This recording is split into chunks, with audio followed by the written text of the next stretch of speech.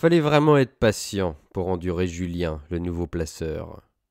Après qu'on s'était tous crachés dans la gueule, y a pas eu de franc défi quand même, parce que les circonstances s'y prêtaient vraiment pas. T'as beau être borgne et dégueulasse, et médaillé du haut en bas, et représenter Mimile qui était un vrai fumier aussi, lui, et qui est bien où il est à présent, dans le sang et la merde de la guerre. Donc il doit être vraiment à son aise, et c'est vrai que j'ai pas connu plus charognard que ce mec-là, qui me doit encore au moins 20 sacs, avec ce qui m'a fait perdre, tant pour les faux condés et ses paxons de bicarbonate, et les 3 pucelles qui doivent encore me faire livrer à la plata, et qu'ils attendent toujours. Et je dis rien pour la rombière à la jambe de bois, qui était une vraie honte, demanda Ferdinand.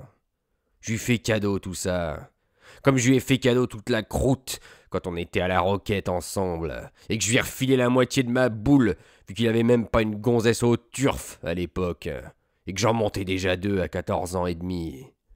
C'est dire qu'il a dégusté plus bas qu'un rat dans les chiottes, le mimile, et que c'est grâce à moi, en somme, qu'il a vécu. Vu qu'à la centrale encore, quand il en prenait pour 2 ans pour vagabondage, y a que moi encore dans le milieu qui a bien voulu la franchir d'un avocat.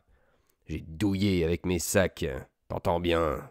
On le connaissait déjà. On n'en voulait plus de Mimile. Voilà comment qui m'a remercié, une vraie lope, une seule confiance qui m'a pas charrié, je la cherche. Après tout le monde qui m'a toujours servi, je le sais. Les viols, les fonds de bar, les titines à lunettes, les pendus à l'égout, c'était pas moi. Son quanta, toujours bon, serviable et généreux et tout. Et pour finir, qu'est-ce qu'il fait le mimile au lieu de me rendre des comptes? Il barre à la guerre. Et en plus, il m'envoie une tronche de vache comme toi, ici, une vraie catastrophe qui me baratine du soir au matin, avec des salades à la graisse de con, et qui nous rend à tous la vie plus salope encore. Déjà qu'on a plus de mal à durer qu'à crever bientôt. Prends donc pas compte, dit bouille frite. Peut te la foutre au cul, ta médaille, t'entends? Et ton œil avec. Tu dois peut-être mieux y voir par là que par ta tête. Julien, il était à table pour entendre ça. On était tous autour. S'il avait bougé pour attaquer, on le sonnait tous d'autorité. Alors il s'est tu. Il s'est rabattu dans la plaisanterie, mais il en avait gros sur le système. Il aurait pu repartir, puisqu'il avait livré Sophie à sa sœur et qu'il avait touché 2 sacs sur la commission. Seulement il voulait encore, qui disait, faire de la fourgue. Parce que placeur, c'était pas un métier d'homme qui prétendait, surtout à présent. Il nous traitait même de macros. C'est drôle, il plaisait pas aux femmes, je veux dire à celles qui nous restaient fidèles. Mais à Mabel, la bonne, il plaisait bien. Ça se voyait si on surveillait ses mouvements quand elle le servait à table. Angèle aussi, peu à peu, je me suis aperçu qu'elle s'intéressait à lui. De loin, bien sûr. J'aurais pas voulu qu'il se la tape. Ça suffisait de nous avoir crachés tous dans le taxi. En y repensant, on se marrait drôlement. Mais il y avait un compte ouvert. Boro aussi, en ce temps-là, il a commencé à être pris par une drôle de peur. On le tenait plus là-haut dans sa soupente à couper les journaux avec Jugendbits. Il n'y avait plus de travail pour eux, c'est vrai. Il ne pouvait pas aller chercher des petites amies pour Mioup. C'était un risque pour lui. Alors à pas sortir, il déconnait. Il parlait que Lawrence l'emporte en voiture jusqu'au Corner Hyde Park avec sa boîte à savon. Il ferait, qui disait, son dernier discours. Ça foutrait tout en l'air. Les hommes sont si malheureux, Qui disait alors, qu'il n'y a plus rien à faire qu'à les empoisonner. Mais c'est pas la peine de se donner du mal, ils feront ça tout seuls. Distribuer la cocaïne comme l'aspirine, avec toutes les facilités. Dans 10 ans, sûr qu'on n'aura plus un seul mécontent sur pied.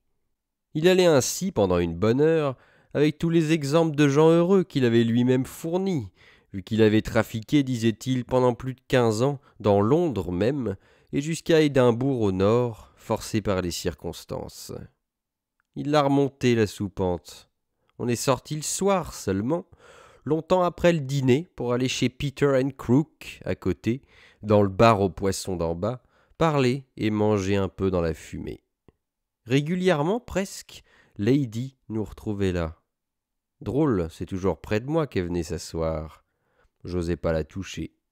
On se méfiait pas d'elle, et cependant il y avait du danger. Elle était bien trop belle pour nous. Je l'ai toujours pensé. Le bourreau donnait de l'harmonica en sourdine, la trappe refermée.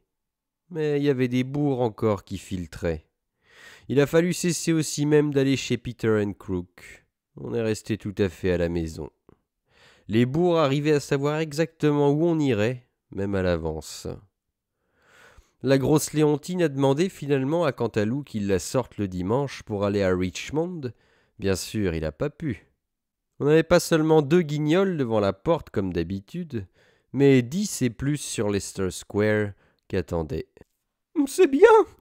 qu'elle a dit. « J'aurai un fiancé comme les Anglaises qui me conduira. » Comme ça, et en plein visage. Elle avait sur le chignon un petit canotier à fleurs. Ça y est arrivé la tarte avec un bel élan, que son chapeau s'est envolé. Ça l'a pas empêché de barrer d'ici Léontine, avec le fiasque qu'elle avait choisi, qui se marrait sur le trottoir d'en face. On l'a jamais revue, la garce. À mesure que venait l'été, le truc de la sortie nous les fauchait une par une. Le bourrin anglais qui avait trouvé ça, c'était de l'observation.